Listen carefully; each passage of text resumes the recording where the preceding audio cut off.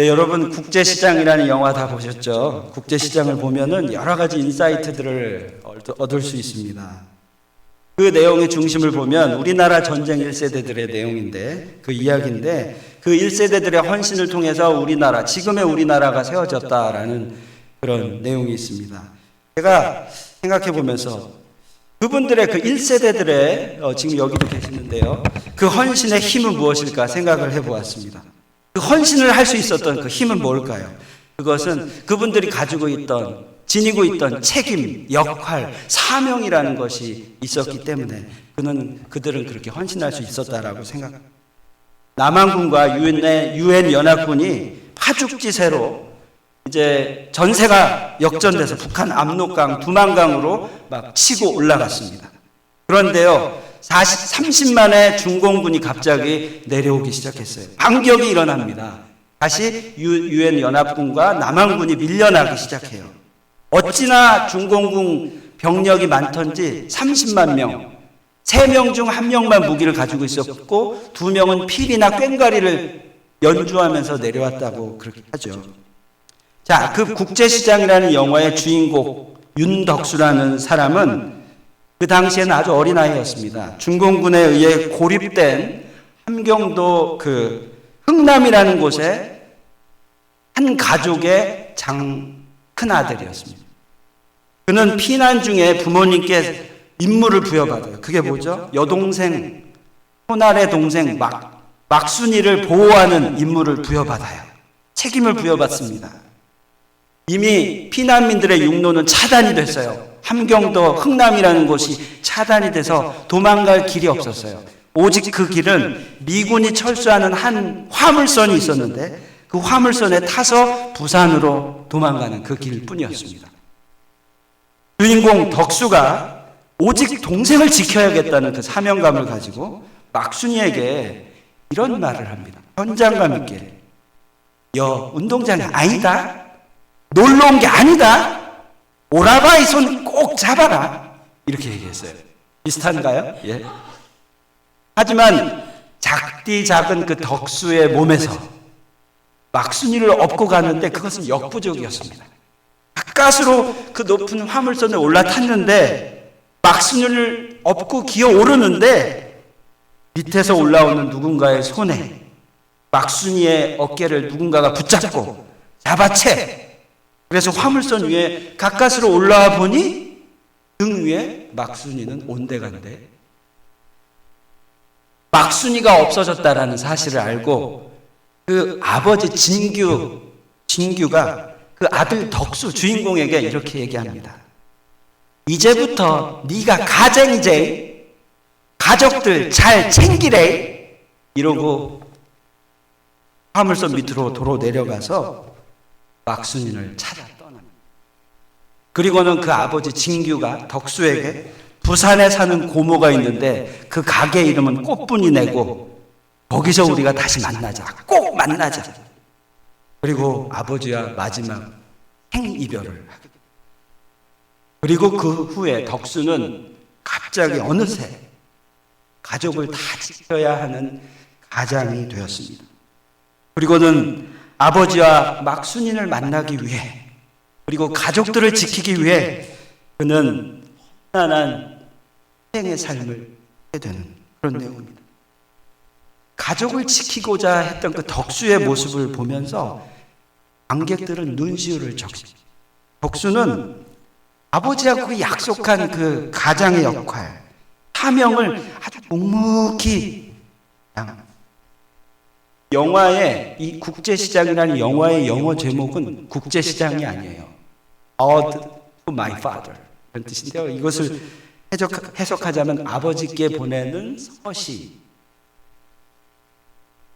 그러니까 내용 전부가 아버지를 향한 편지의 내용입니다. 아버지와의 약속을 지키기 위해 가족 지키고 아버지를 기다리고 막순이를 만나기 위해 사명감으로 가득 주인공의 이야기죠. 자, 오늘 말씀은 처럼 우리의 신앙생활에 변할 수 없고 내려놓을 수 없고 우리에게 부여된 우리가 가지고 있는 사명에 대한 내용 이렇게 나누었습니다. 지난주에 우리는 성경의 맥 두 번째 시간으로 우리가 성경을 볼 때 꼭 봐야 하는 맥이 있는데 그것은 하나님 나라 회복이다. 그것이 우리의 신앙생활의 커다란 맥이라는 거예요. 우리의 삶이 하나님 나라의 삶으로 회복돼야 된다는 거예요. 자, 이것은 무슨 의미인가요? 나 자신이 주인이 된 삶이 아니라, 그런 나라가 아니라 창조주이신 하나님이 왕 되시는 나라, 하나님이 주인 되시는 나라, 내 삶이 그런 삶이 되어야 된다. 그런 회복의 메시지였습니다. 자, 그럼 오늘은 성경을 보는 세 번째 맥입니다. 우리가 이제 하나님 나라 백성으로 회복되었다면, 백성이라면 우리의 역할, 우리의 책임, 우리의 사명은 무엇입니까? 자, 이것을 결론적으로 제가 답을 드리면 구약과 신약을 관통하는 성경이 이야기하고 있는 결론이 있어요. 그건 뭐냐? 하나님 나라 백성으로서 이제는 그 역할, 책임, 사명, 복음 전파, 영혼 구원이라는 그것을 이야기하고 있습니다. 자, 이것은 예수님이 말씀하신 마태복음 28장 19절 20절의 말씀과 연결이 돼요. 그러므로 너희는 모든 족속으로 제자를 삼아 아버지 아들과 성령의 이름으로 침례를 주고 내가 너에게 분부한 모든 것을 가르쳐 지키게 하라. 볼지어다 내가 세상 끝날까지 너희와 함께. 부탁의 말씀, 그거하고 연결이 됩니다. 자, 그럼 왜 성경 전부가 이렇게 결론 지을 수 있을까? 복음 전파, 영혼 구원으로 결론 지을 수 있을까? 그 이유를 지금부터 보겠습니다. 지난주에 말씀드렸다시피 창세기에 등장하는 세상 나라의 계보, 하나님 나라의 계보가 아니라 세상 나라의 계보, 어디서부터 시작하죠? 아담부터 시작해서 가인으로 이렇게 이어집니다. 가인이 동생 아벨을 질투하고 결국은 아벨을 살인했습니다. 인류 최초의 살인.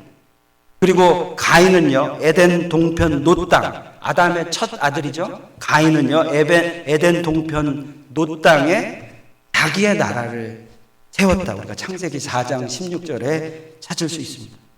그 이후로 세상 나라의 사람들 계속 이어지죠. 가인보다 77배의 벌을 받은 라멕이라는 자가 또 등장하고 시날 땅에 니므롯이 창세기 10장에 등장하죠. 그리고 이어서 하나님의 권위에 감히 도전하는 바벨이라는 나라가 창세기 11장에 그리고 그 바벨은 무너졌죠. 자, 이 세상 나라 계보는 창세기 이후에 끝나는 것이 아니라 계속 이어집니다. 어떻게 해요? 이방 민족 블레셋이 나오죠. 이스라엘을 공격했던 블레셋. 그리고 이스라엘이 하나님의 백성이었지만 타락해서 이방신을 따른 북이스라엘, 그 세상 나라죠. 그리고 그것 때문에 생긴 사마리아인들, 아수르, 바벨론, 페르시아, 쭉쭉 세상 나라가 이어집니다. 지난주에 나누었던 세계 근대사를 우리가 보더라도 인류는 국부론, 제국주의, 군주주의, 그 다음에 공산주의로 이어지는 하나님을 제외시키고 계속해서 자기들의 나라를 계속 건설해 온 것을 우리가 보았습니다. 이것은 인간이, 하나님 없이 인간이 주인 되고픈 인간이 만든 유토피아였다는. 자, 반면에 또 성경은 세상 나라를 소개하면서 하나님이 이끌어 가신 하나님 나라의 백성의 계보도 소개하고 있습니다. 같이 소개하고 있어요. 자, 진정으로 하나님께 제사를 드렸던 아벨이 나오고 또 아벨이 살인당하고 아담으로부터 셋이 태어나죠. 아벨 이후에 셋이 태어납니다. 이들의 특징은 하나님을 경외했고 하나님을 따랐으며 하나님만을 왕으로 모신 자들이라고 묘사하고 있습니다. 창세기 6장 이후에 노아가 또 등장하죠. 노아를 통해서 타락한 세상 나라 사람들을 하나님 심판하십니다. 그런데 또 그 이후에 바벨탑이 세워지고 그것을 무너뜨리시고 그런데 계속해서 인류는 타락하는 것을 우리가 보게 됩니다. 그 후에 하나님은 드디어 창세기 12장에 일어서서 아브라함에게 포커스 온 하십니다. 아브라함을 조준해서 하나님께서 이제는 제대로 당신의 나라를 세우시겠다라는 그 하나님 나라 설립을 착수하셨어요. 지금까지 우리가 눈으로 봤을 땐 힘이 있었던 가인으로 시작된 세상 나라, 그 라인 말고 이제 다른 라인, 하나님이 기름 부어주시는 라인, 셋으로 시작하여 노아를 거쳐 믿음의 조상 아브라함으로 이어지는 하나님 나라의 계보, 그들을 통해 이루어질 나라를 12장 소개하고 있습니다.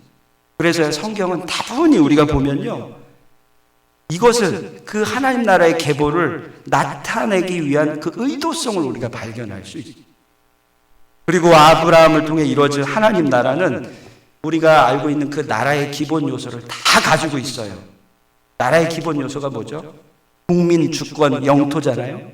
근데 아브라함을 통해 세워진 나라는 하나님을 따르는 이스라엘 백성이 있었고, 하나님만이 왕 대신 주권이 있었고, 그리고 보내실 땅, 가나안 땅, 그것은 이스라엘 백성으로부터 또 이어지죠.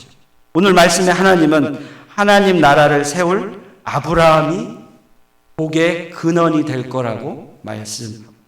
오늘 말씀 1, 2절을 한번 다시 보겠습니다. 오늘 말씀 1, 2절을 보면, 여호와께서 아브라함에게 이르시되 너는 너의 고향과 친척과 아버지의 집을 떠나 내가 내게 보여줄 땅으로 가라. 내가 너로 큰 민족을 이루고 내가 복을 주어 내 이름을 창대하게 하리니 복이 될지라. 이렇게 얘기합니다. 하나님은 당신의 나라를 세우기 위해 아브라함에게 이렇게 말씀하신 거죠. 믿음으로 너의 본토 땅을 떠나서 내가 가라 한 땅으로, 가나안 땅으로 가라. 그러면 거기서 너는 큰 민족을 이루겠고 창대케 되리라. 너는 복의 근원이 될지. 아브라함의 후손인 우리 믿는 자들은 이 말씀을 볼 때 참 감격이 와요. 무엇보다도 우리가 선택받은 자이고 의인된 자며 구원받은 자라는 사실 때문에 그렇습니다. 그런데 사실 이 말씀을 보면서 우리가 아브라함을 그저 물질의 복을 받은 자라고 생각하기 쉬운데, 사실 하나님이 아브라함에게 지금 이야기하는 이 복은요, 물질의 복뿐만 아니라 그를 통해서 계속해서 그의 후대가 축복을 받고 하나님 나라의 백성으로 되어질 그런, 그가 하나님 나라의 통로가 되겠다라는, 그게 진짜 복이라는 거죠. 인류가, 우리가 살아오면서 왜 사는지, 삶의 목적은 무엇인지 답을 찾지 못하고 다른 복을 찾고 있는데, 아브라함을 향한 하나님의 복은 우리의 삶이 무엇인지, 삶의 이유가 무엇인지, 목적이 무엇인지를 우리에게 분명히 얘기하고 있습니다. 그것은 뭐냐? 우리 모두가 복의 통로가 되라는 그 복입니다. 그런 의미로 우리 다시 한번 향도 했었지만, 옆에 분 바라보시면서 는 하나님의 축복의 통로입니다. 이는 하나님의 축복의 통로. 이게 진짜 복이라는 거죠. 물질이 복이 아니라 축복의 통로가 진짜 복이라고 이야기하고 계십니다.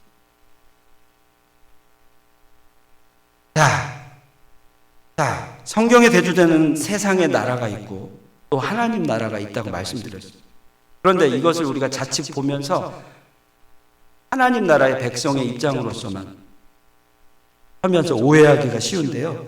하나님은 하나님의 백성을 계속 찾고 계시고 그 나라를 이어가셨기에 하나님은 그저 당신의 선택한 백성들을 통해서만 일하신다. 이런 오해가 있을 수 있습니다. 당신이 선택한 백성들을 통해서만 일하신다라는 오해가 있을 수 있어요. 자, 이것이 무엇이냐? 많이 들어보셨죠? 선민사상이라는. 자, 이 선민사상, 하나님 선택된 백성, 이 말은 틀렸다라는 말은 아닙니다.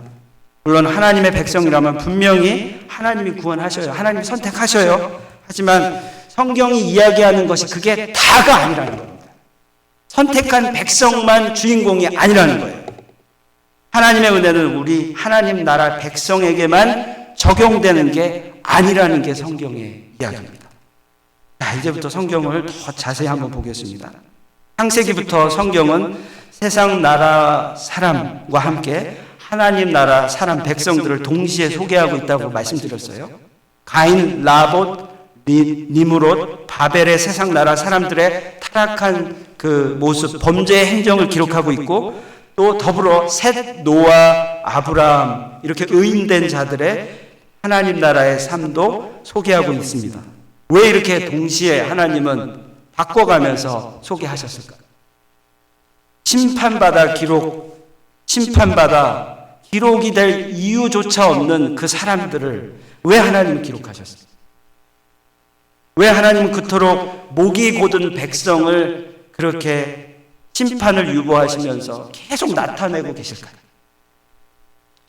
이스라엘의 의인들만 기록하면 될 것을 왜 하나님은 그들의 악한 기록을 남겨놓으셨을까?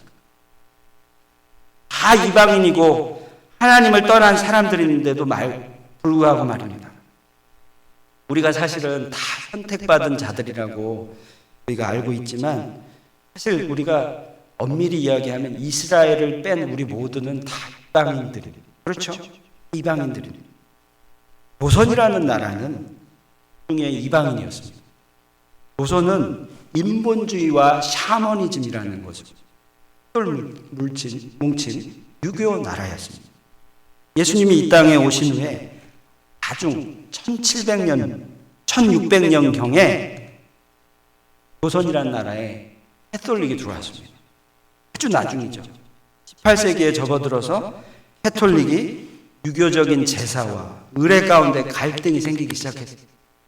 그러면서 정부는 캐톨릭 교리를 거부하고 국가기강을 문란시킨다라는 해악으로 지목하고 핍박을 시작했어요. 그 이후에 캐톨릭은 1만 명이 넘는 자살을 당했어요.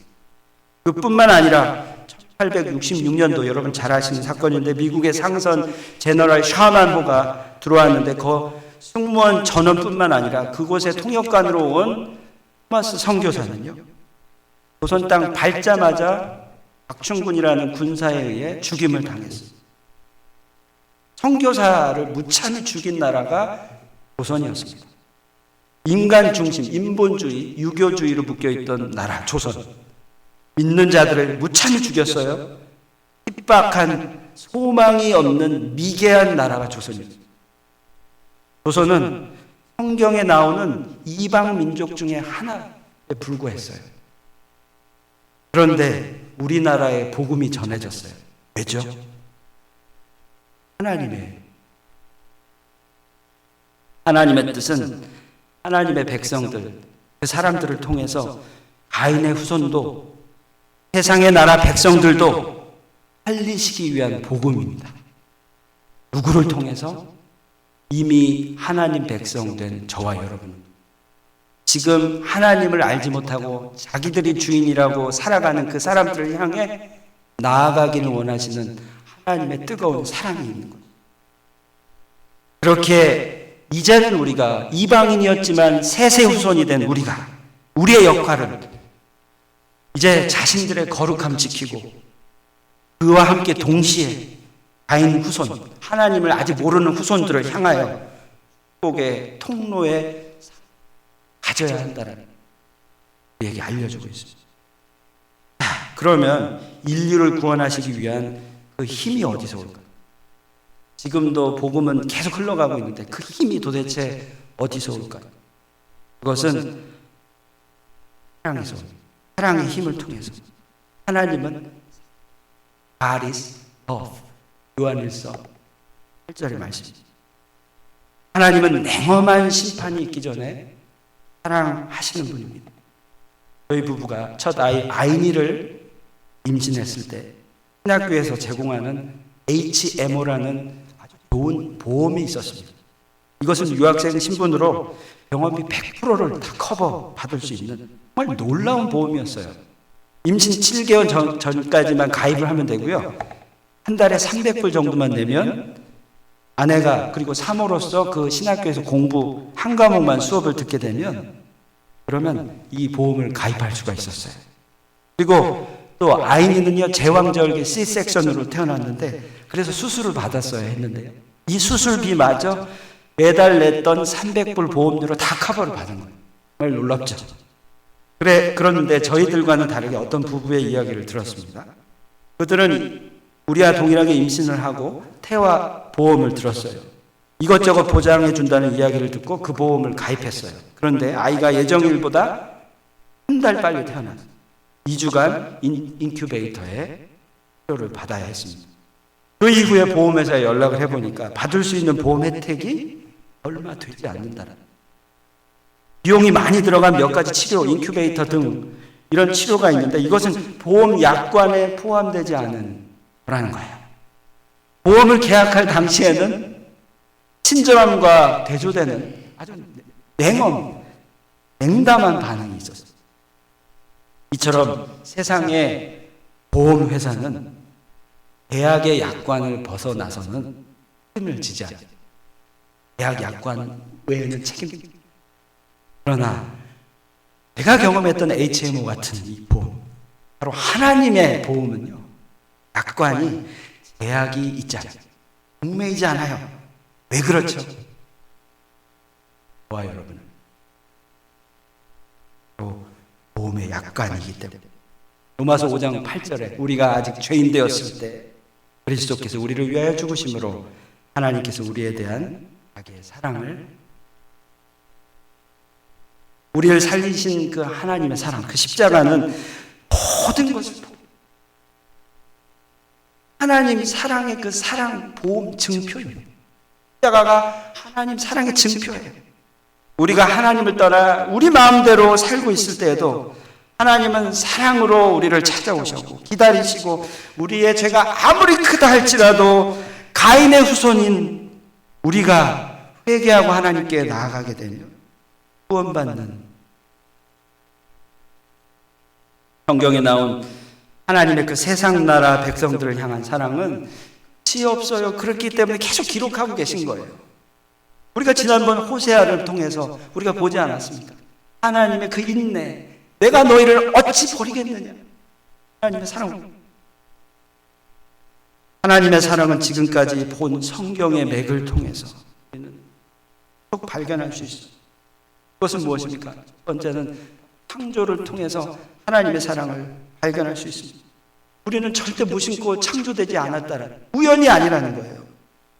우리가 어머니의 자궁 속에서 태어나는 것은 절대 우연이 아니라는 거예요. 기적입니다. 저와 여러분 이렇게 태어난 것이 기적이에요.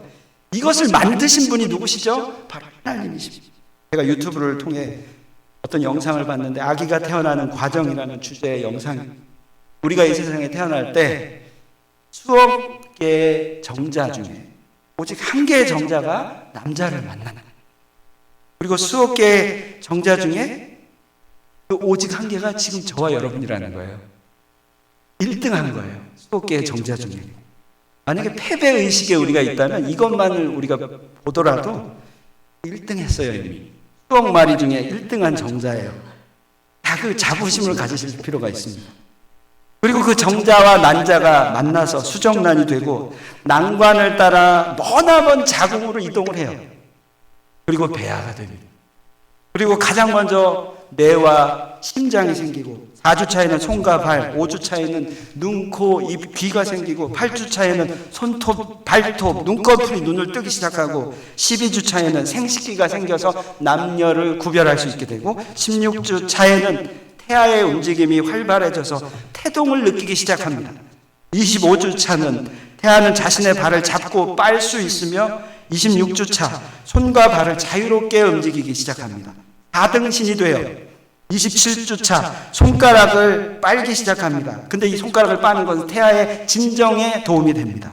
30주 차 눈꺼풀이 열렸다 닫혔다 하기 시작하고, 32주 차 태아의 오감이 발달하기 시작합니다. 40주 차는 자궁 내에서 성장을 다 마치고 드디어 꽉 찬 자궁에서 바깥으로 나오기 시작합니다. 280여간의 1여간에 그 정들었던 자궁을 떠나, 그것만 봐도 얼마나 이게 신비로운지 몰라요. 인체의 신비. 근데 하나님은 이 모든 것을 왜요? 와 여러분, 어줍지 않은 인간의 지식으로 하나님의 존재 여부를 따진다고, 함부로 평가하면서 나는 또 하나님을 왜? 그런데 하나님은 그런 인간들을 향해 이렇게 말씀하셔요. 욥기 38장 4절 말씀. 내가 땅의 기초를 놓았을 때 네가 어디 있었니?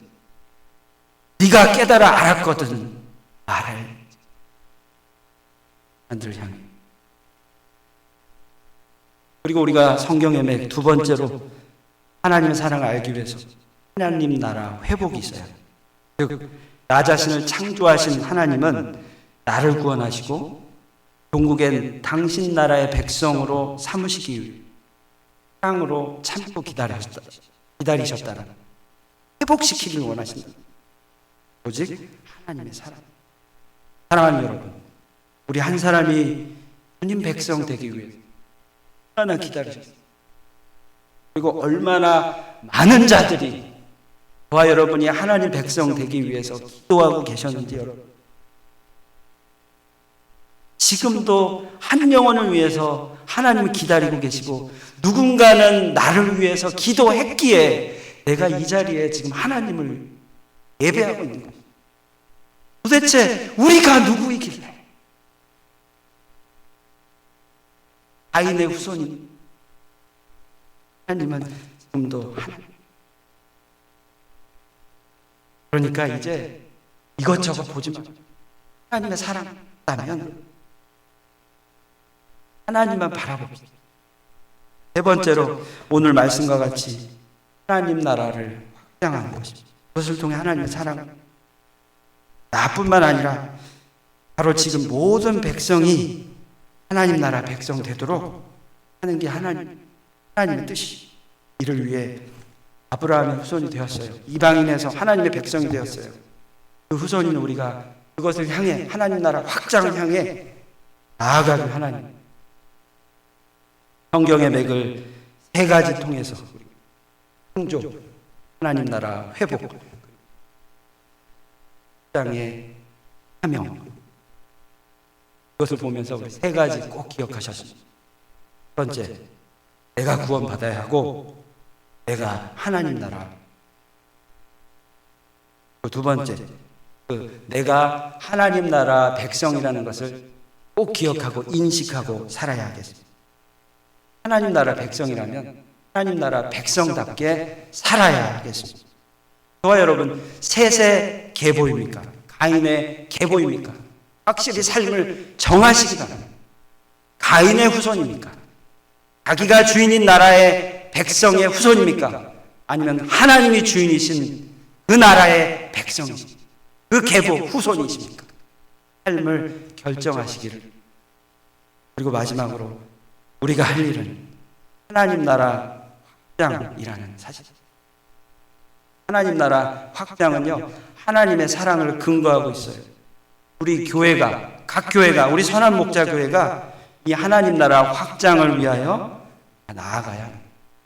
이 확장을 위하여 복음을 전해야 합니다. 확장을 위해 몇 가지 실천 사항이 있습니다. 그것은 순종의 발을 디디는 것이. 순종을 통해서 하나님 나라.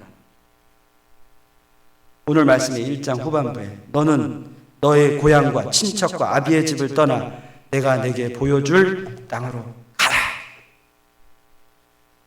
아브라함은 모든 것을 포기하고 순종하고 보여준 땅이 아니라 보여줄 땅이었습니다. 일회형이었어요. 저와 여러분, 순종이 얼마나 중요한지 모릅니다. 여러분, 순종해야 하는데 순종을 망설이고 계십니다. 그 이유가 무엇이라고 생각하십니까? 그 이유가 혹시 나의 환경, 나의 어떤 삶의 이유? 그렇다면 환경을 주장하시는 분이 누구십니까? 하나님이십니다. 환경 또한 하나님이 지금 내 여건을 허락하신 거예요. 이 환경이 이유가 되지 않는. 순종은 그냥 순종하는 겁니다. 노방 전도를 하는데 좋은 방법이 아닌 것 같아요. 요새는 관계 전도도 해야 되고 여러 가지 방법적인 전도가 많잖아요. 그런데 그 생각을 하기 전에 우리가 실천하는 것이 중요하다는 거죠. 우리 전도는 무엇입니까? 순종입니다. 전도는 순종이에요. 우리의 지식이나 우리의 경험이 아닙니다. 먼저 순종하는 거예요. 전도는 순종하고 그 결과를 하나님께 맡기는 것이 진짜 전도. 성령 사역에 모든 사역이 마찬가지입니다. 하나님이 하시는 거죠. 모든 사역의 시작은 순종을 통해 시작되는 것이죠. 하나님은 이미 저희들에게 사랑, 복음을 주셨습니다. 그 사랑을 먼저 기억하는 거예요. 그리고 그 사랑 앞에 어떤 것도 망설임의 이유는 되지 않습니다. 이런저런 망설임 때문에 우리는 세월을 낭비하고 있어요. 내일이 없는 자에게는 오늘은 너무나도 중요한 오늘이잖아요. 오늘 순종하는 저와 여러분이 되었습니다. 확장을 위한 두 번째는 부질없는 세상의 복은 이제 그만하고 우리 자신이 복의 근원이 되어야 해요. 부질없는 물질의 복 그만 찾고 이제는 진짜 복, 내가 복의 근원이 되어야 해요. 오늘 말씀 3절 후반부에 내가 너로 큰 민족을 이루고 내게 복을 주어 내 이름을 창대하게 하리니 너는 복이 될지라. 땅의 모든 족속이 너로 말미암아 복을 얻을 것이다. 진짜 복의 삶을 살자라는 것이죠. 국제시장이라는 영화 다시 한번 좀 말씀드리면 이상가족이 되어서 후반부에 보면 이상가족이 되었잖아요. 완전히 막순이 동생을 만나지 못하게 되었는데 우리나라 보면 예전에 보면 이상가족 상봉이라는 눈물겨운 그런 역사의 기록이 있는데 막순이를 다시 만나게 그녀는 그 화물선에서 떨어져서 한 미군의 보호를 받아서 미국으로 입양을 한 거예요. 그런데 이제 덕수를 만나게 된 거예요. 막순이하고 덕수가 재회한 거예요. 눈물겨운 그런 장면이 있어요. 근데 그 막순이가 울면서 오빠에게 이렇게 얘기해요. Why did you leave me? 이렇게 얘기해요.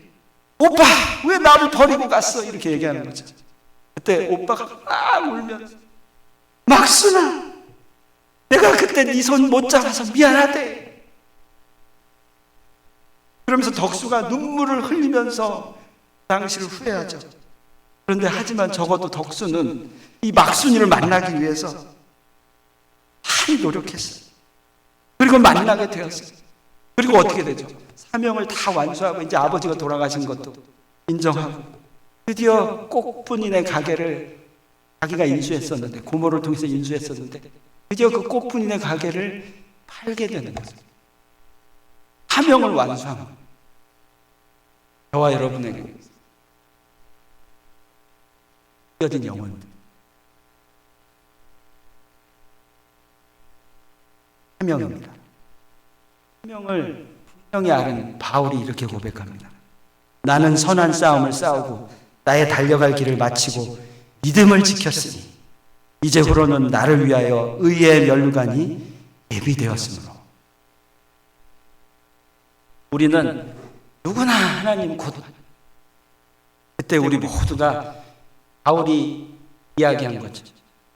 하나님께 의의 면류관. 그 국제시장 대사 중에 덕수가 와이프에게 쓴 편지 내용 중에 이런 내용이 있습니다. 힘든 세월에 태어나가 이 힘든 세상 풍파를 이 자식이 아닌 우리가 겪은 게 얼마나 다행인고 복음의 삶을 우리가 살도록 누군가에게는 희생이 있어요. 저와 여러분 이 예배하기 위해서 누군가의 희생의 기도와 눈물이 있었습니다.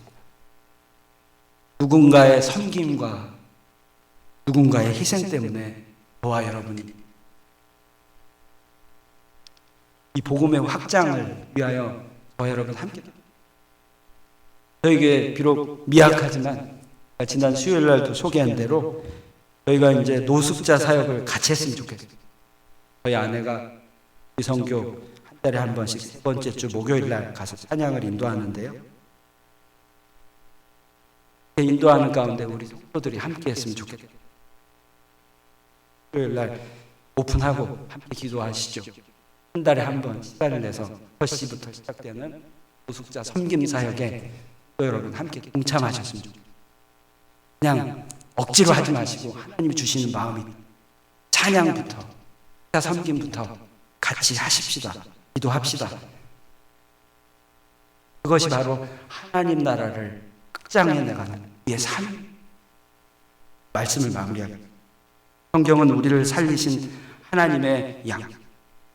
이것은 절대 우리의 시간을 뺏고 바쁜 시간에 부담스럽게 읽어야 되는 그런 책 중에 하나가 아닙니다. 그것은 하나님의 약속. 그 약속에는 하나님의 사랑이 있습니다. 그 사랑은 저와 여러분을 살리는 겁니다. 그렇기에 성경은 지금도 살아 역사하고 있습니다. 이 성경을 제대로 실천하는